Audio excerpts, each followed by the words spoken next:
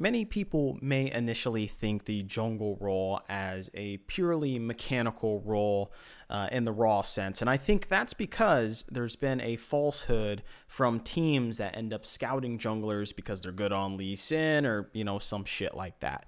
But really, when you get down to the idea of what jungle is, I think it's more psychological than anything. And initially, also, I think that junglers get a kind of initial jump start because people don't understand them psychologically in terms of their play style and their tendencies. And so they get away with more things initially than they should. And, they can then rely upon their mechanics to kind of guide them through. And so I think junglers generally just get better with some time under their belt. Now, of course, you can then say, yeah, some junglers, are in the league for too long. Yes, that is certainly true. And maybe they get stuck in their old tendencies. Yes. But I think with a little bit of time under their belt, they actually become better. You think of Score, Santorin, Svenskeren, Karsa, Ixmithi, Blabber, Yankos. All these guys got better over time. Now, certainly there are some fall off points and such, but generally I would say that their beginning was never their best point as a jungler.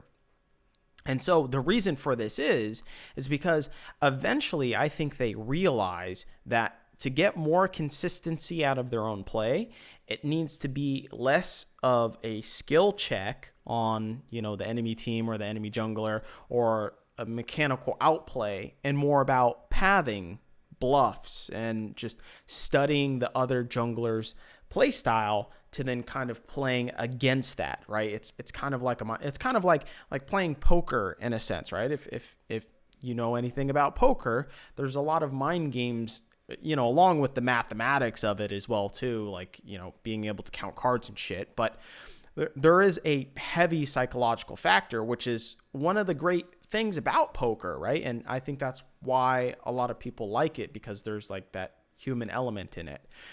And so I think the best junglers are unpredictable. And what's also misunderstood about the role, at least in higher level play, right? We're talking about pro level play here, is that you must also reinvent yourself every few matches, right? Because otherwise, people are going to figure out your patterns. They're going to figure out your tendencies. And then so therefore, you're just going to be worthless to your team, so to speak, right? And if you do everything kind of by the book and always by percentages and shit, they're always going to know what your next move is and then go against that, because there's always a better move, even though your percentage says that you must do this in this order or whatnot. There's always the unpredictability that the other jungler can do or the other team can do, in fact. So to speak on that unpredictability, if you guys remember, I think it was last year, I want to say, Santorin did this level 2 gank in top lane, right, when he was on FlyQuest and when Solo was playing. And it was just like he went from, I think it was red buff, straight to top lane. Just like, what the fuck? Like, no jungler is supposed to do that. In fact, you aren't supposed to do that, or else you just get completely wrecked, because the enemy jungler is just going to steal all your shit. He's going to steal your Wraith Camp bot and your Krugs bot and whatever. Completely unpredictable, and that worked in his favor. Blabber, he did a route for a level 2 gank top lane during planes. Same shit. Why would you ever do that? That's a stupid idea. No jungler should be going for that play, but guess what? It makes it a good play because it's unpredictable, right? So the enemy jungler, the enemy team isn't going to expect it. And there's the old joke, right, of Blabber nicknamed Psycho Fish, right, from Reaper.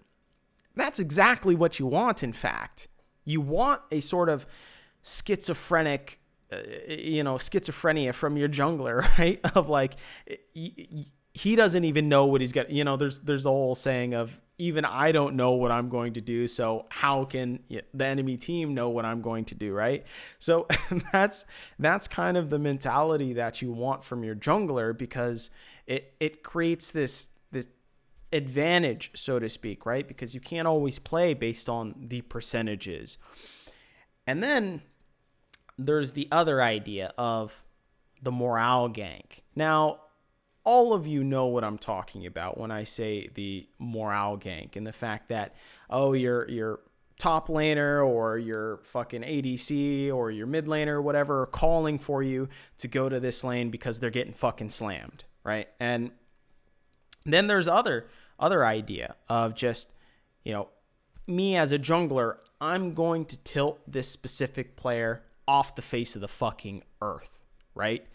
I'm just going to completely destroy him, and like this was, if you remember, this is what happened within the Team Liquid versus Cloud9 finals, to where Blabber just kept going top over and over again, right? He got 3 first bloods, consecutively in all 3 games in the very beginning and whatnot. And then in the 3rd game, Alfari said, Grig, presumably, Alfari said, Grig, hold my wave because I'm going to be back and I can't lose that wave or else I'm super fucked. And then so Grig goes in there and forces the issue and tries to hold the wave, and Blabber just says, why are you still here? Why are you holding the wave? I'm just going to kill you. And then he kills him too. So they get 2 kills in the very early game.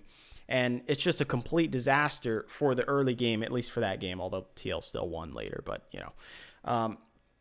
and then you have the other side of the factor, right? Of just like, likewise, you have to remember that, like for your own teammate, it can be detrimental and let the enemy know that you or your laner are just psychologically fucked, right? Because if now Cloud9 knows this and knows that Grig is now tilted, it's like you already won the jungle matchup, right? Like it's very easy to win it from there.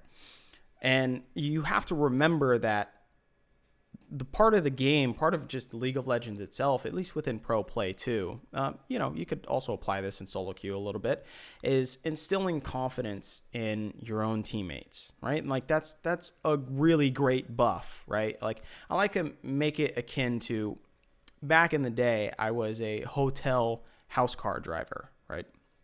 And so one of the techniques that I would do to instill confidence in my passengers, right? And pretty sure a lot of Uber and fucking Lyft drivers can learn from this, is that you do all of your braking early, right? Because the way how braking works within a car is that the initial braking, as long as you don't do it too harshly, the initial braking isn't so jarring. It's the very end when your car stops, all that momentum at the very end. That's the harshness of it, right? It's like the whole saying, it's not the fall that kills you. It's when you stop falling, right? So that's the same essence in braking, is that you do all your braking early, so then you can ease up on the brake as you get to the stopping point of where you actually want to stop. So it's a very gradual stop, and that instills confidence within your passengers, right? So this is like the psychological factor in how to instill confidence within your passengers, and they have a more enjoyable ride, etc., right? It's fucking big brain driving idea or ideology, right? So then you go into the other factor of getting more done on the map creates a byproduct of psychological advantage. Now, this goes for, the enemy jungler doing stupid invades, right, etc. And this is very common in solo queue when you steal someone's buff, right? Like you all know this if you've played jungle. They immediately try and go for yours, right? Like you steal their blue buff, so they're like, well, fuck you, I'm gonna steal your blue buff. How you like that, right? They double down, losing more time trying to fight you at, a buff, where they now have a disadvantage too, because you have, their buff and your buff. And so like you can try this in solo queue, like, and I guarantee the enemy jungler more often than not will try and contest you at your own buff. And if your mid laner is pushing, you can easily contest this, right? You just call them over. And if your mid laner isn't pushing, then you just kind of back off and say, okay, like you still wasted your time coming over to my jungle to take the buff that I already took in your jungle anyways. And I probably took, one camp extra too, right? So very easy.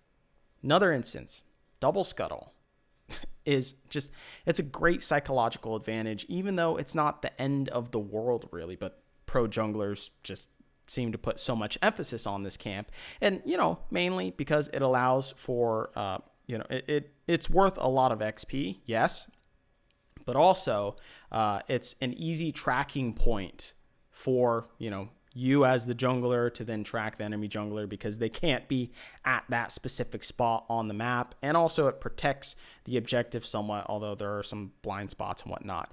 But it also takes pressure off of your laners, right? Because now at least they also too can see a point on the map. And that might instill some false confidence, of course, because we know the little blind spots. You can kind of like walk the edge or whatever.